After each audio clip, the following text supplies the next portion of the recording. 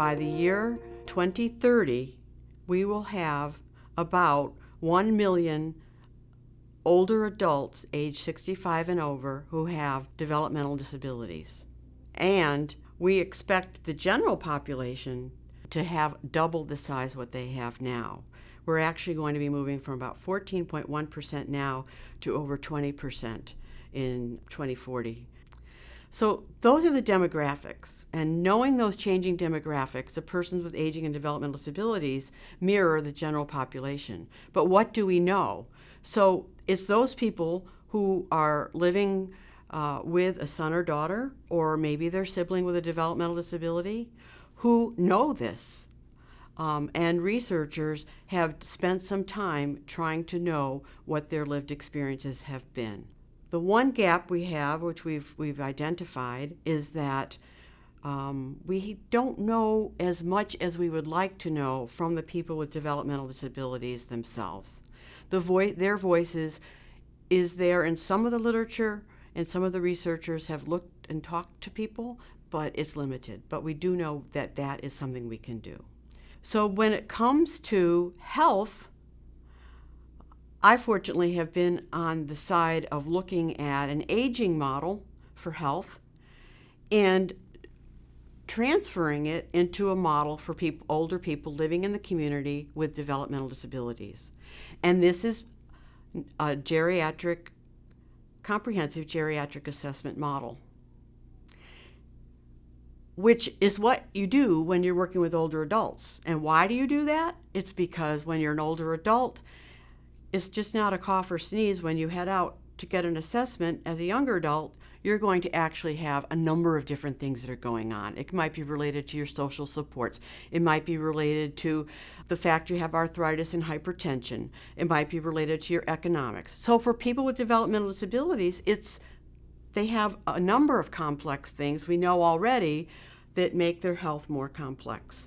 So we used a geriatric assessment model. Nurses went out to the homes, assessed people, and came up with some goals. And there's a couple different parts to that project, but we know that it did have some impact in reducing health risks. There are other health models that have been out there that have been tried. They're either health education focused, they may be about physical activity and nutrition, or they may be a basic health check to see how people are doing. So there are a number of models out there. That's the research base we have to work with. Now let me switch over to retirement. I remember 30 years ago going to a workshop and seeing people put plastic knives and forks in little plastic bags. And that's what they were doing on a regular basis. And that was work for them.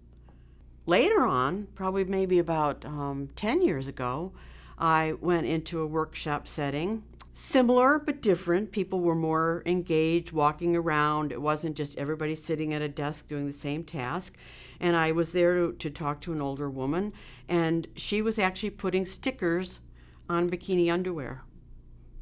So I thought, well, we have become more modern in what our products are. And what occurred to me was she was very efficient at it. And so she would go through a pile like that. But then she'd be bored. So one of the questions we're asking, and we have found in the literature, is that retirement is different for people with developmental disabilities. And much of it depends on where they are in their lives. Do they move from an institution to a group home, and now they're out there doing all kinds of activities similar to what a person in retirement would do? Or are they trying to transition from a day program or another work setting? And what do they really know about retirement? And we do know a coach, a friend, someone who can help them transition into other activities is probably one of the most meaningful ways to get people involved.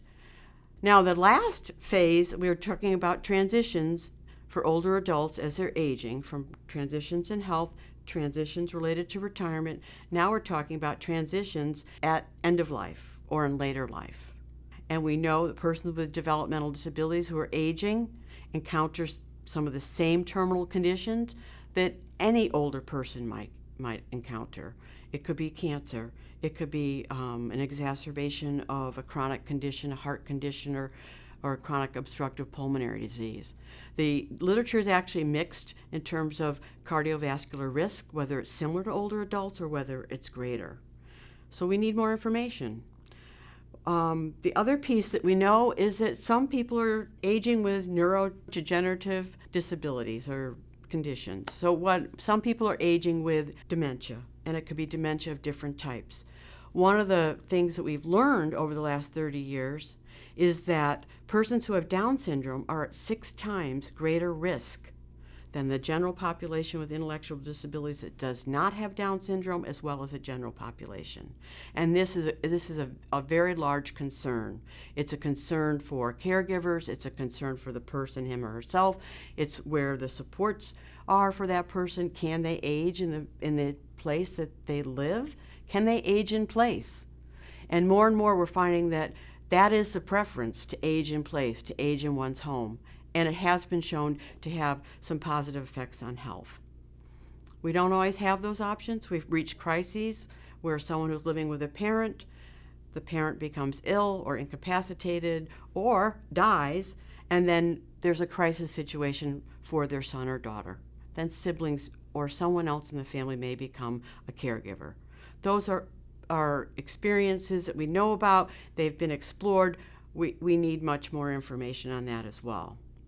So one of my experiences in end-of-life care, which was closer to the edge of where we are now today, and this actually was happening in research that I was conducting, but it was happening at the same time in other places around the country and even globally. And that was to find out about and develop training for the staff who are taking care of people aging with developmental disabilities, who have been promoting health and helping people live well, and now they're with someone who may be having signs and symptoms of dyspnea or shortness of breath or pain related to an illness in later life, and they're moving toward the trajectory of dying and death. And what does someone like myself, when I was a direct care staff person, before I became a nurse, really know about that? So now we have the bridge of people who understand palliative care, understand hospice care from that perspective, those people who live and work in hospice and palliative care, merging and working with people, either families or direct care staff, to bring in hospice and palliative care services. So we're actually engaging with people learning from each other, where there's an overlap. One can learn from each other. And I hope that you find one of those moments that will help you to engage in what it is that makes life meaningful for you, staying healthy.